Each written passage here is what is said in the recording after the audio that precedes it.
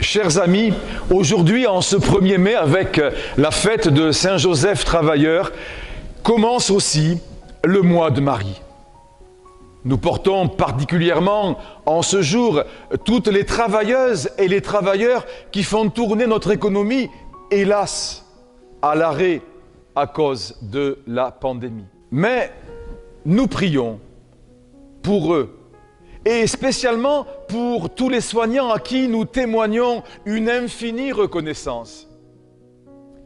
Nous n'oublions pas tous les acteurs de la chaîne alimentaire qui font en sorte que chaque jour, nous ayons quelque chose à manger dans notre assiette. Nous n'oublions pas non plus tous ceux qui gardent nos villes propres, ceux qui veillent sur notre sécurité en ces temps difficiles et tant d'autres encore qui travaillent dans la discrétion. Que Saint Joseph, patron des travailleurs, veille sur eux et les protège. Ce 1er mai, c'est aussi la fête de Marie. Elle aussi a travaillé. Nous le savons, une maman dans sa maison ne s'ennuie jamais. Elle trouve toujours quelque chose à faire.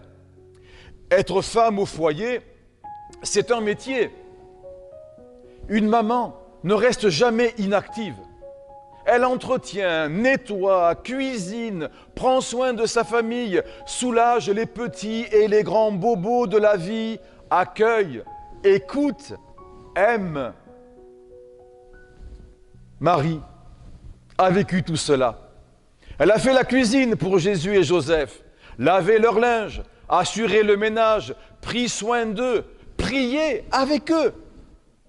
Elle a partagé la vie domestique de toutes les mamans du monde en toute humilité et avec beaucoup d'amour. Oui, Dieu s'est penché sur son humble servante. Servante, elle le reste au ciel. Elle continue à s'occuper de la maison de Dieu, l'église de son Fils, le temple de l'Esprit Saint.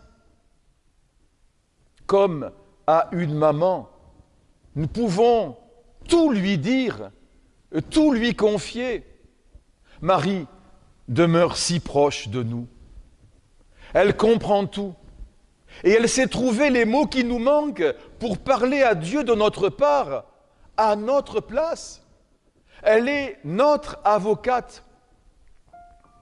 Je me souviens, quand j'étais enfant et que je m'étais fait mal en tombant, ma maman me serrait contre elle et soufflait sur mes égratignures et j'avais moins mal.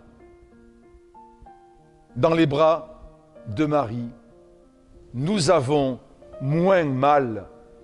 Elle nous serre contre son cœur maternel et souffle sur nos blessures du corps, du cœur.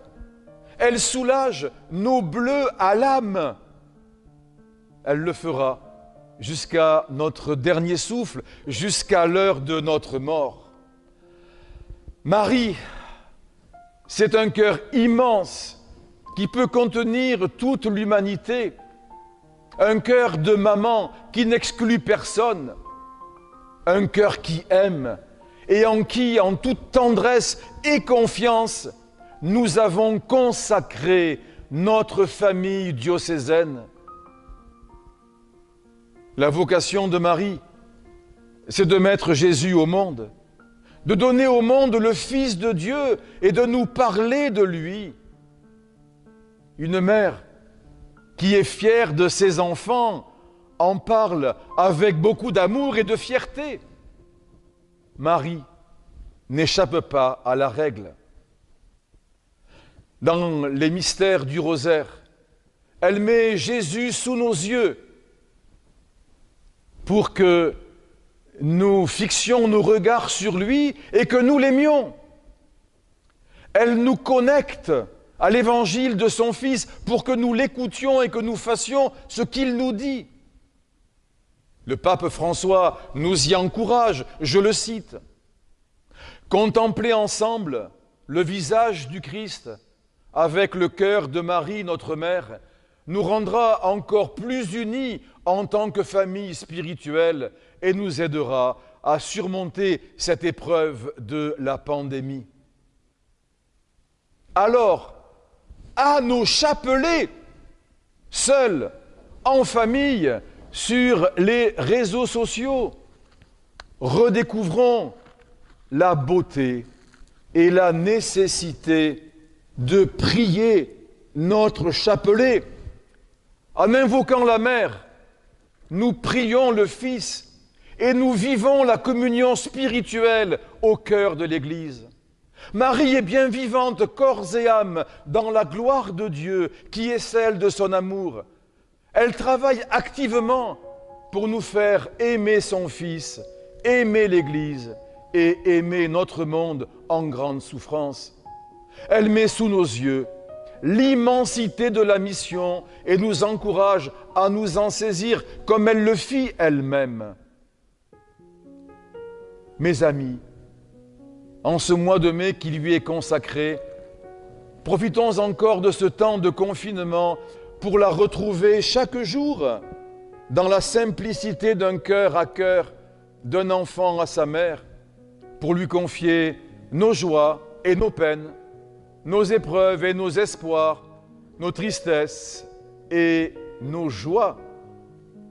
Vivons-le comme une visitation à notre maman du ciel.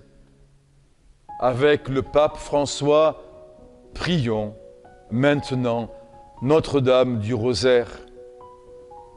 Ô Marie, tu brilles toujours sur notre chemin comme un signe de salut et d'espoir. Nous nous confions à toi, santé des malades, qui, auprès de la croix, a été associée à la douleur de Jésus, en restant ferme dans la foi. Tu sais de quoi nous avons besoin, et nous sommes sûrs que tu y pourvoiras pour que, comme à Cana de Galilée, la joie et la fête reviennent après cette épreuve.